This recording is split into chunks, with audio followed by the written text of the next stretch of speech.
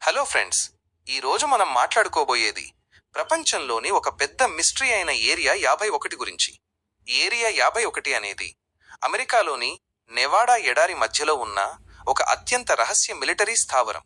దీన్ని 1955లో నిర్మించారు. ఈ స్థావరం ప్రజలకు అందుబాటులో ఉండదు.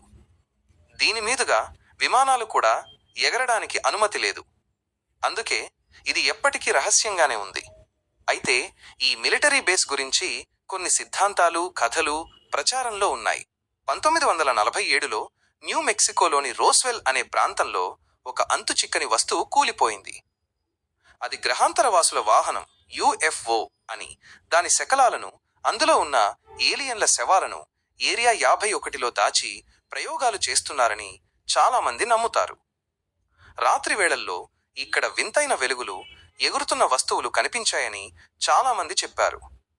ఇవి గ్రహాంతరవాసుల వాహనాలు కావచ్చని అనుకుంటారు. కానీ కొందరు చెప్పేది ఏంటంటే అమెరికా ప్రభుత్వం కొత్త యుద్ధ విమానాలు, గూఢచర్య విమానాలు, స్టీల్త్ టెక్నాలజీలను ఇక్కడ రహస్యంగా పరీక్షిస్తుంది. కొన్ని ఫైటర్ జెట్ల ఆకారాలు యుఎఫ్ఓలలా ఉండడం వల్ల ప్రజలు వాటిని చూసి గందరగోళానికి గురయ్యారని చెబుతారు. అమెరికా ప్రభుత్వం మాత్రం ఏరియా 51 కేవలం ఒక మిలిటరీ పరీక్షా కేంద్రం అని మాత్రమే చెబుతుంది. అయితే అక్కడ నిజంగా ఏం జరుగుతుందో ఎవరూ బయటపెట్టలేదు. మరి దీనికి సంబంధించి మిస్టరీ ఏమిటంటే, ఏరియా 51లో నిజంగా గ్రహాంతరవాసులు ఉన్నారా, లేక ఇది కేవలం ఆధునిక సైనిక సాంకేతిక పరిజ్ఞానం కోసం ఏర్పాటు చేసిన రహస్య స్థావరమా? ఈ ప్రశ్నకు సమాధానం ఇప్పటికీ ప్రపంచానికి రహస్యంగానే మిగిలిపోయింది. నేను మీకు ప్రపంచంలో చోటు చేసుకున్న కొన్ని ఏలియన్ స్టోరీస్ గురించి చెప్తాను.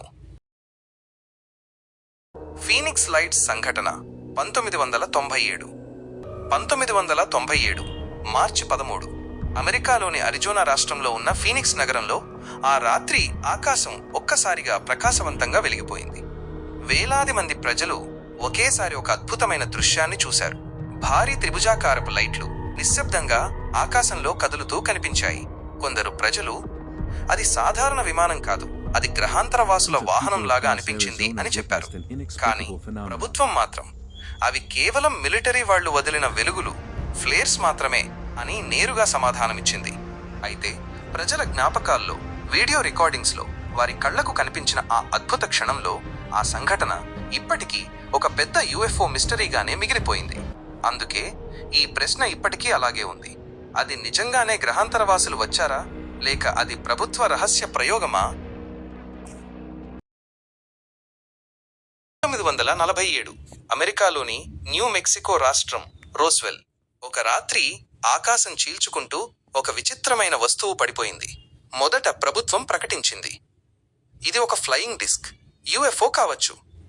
కానీ కొన్ని గంటల్లోనే మాట మార్చి ఇది కేవలం వెదర్ బెలూన్ మాత్రమే అని చెప్పారు.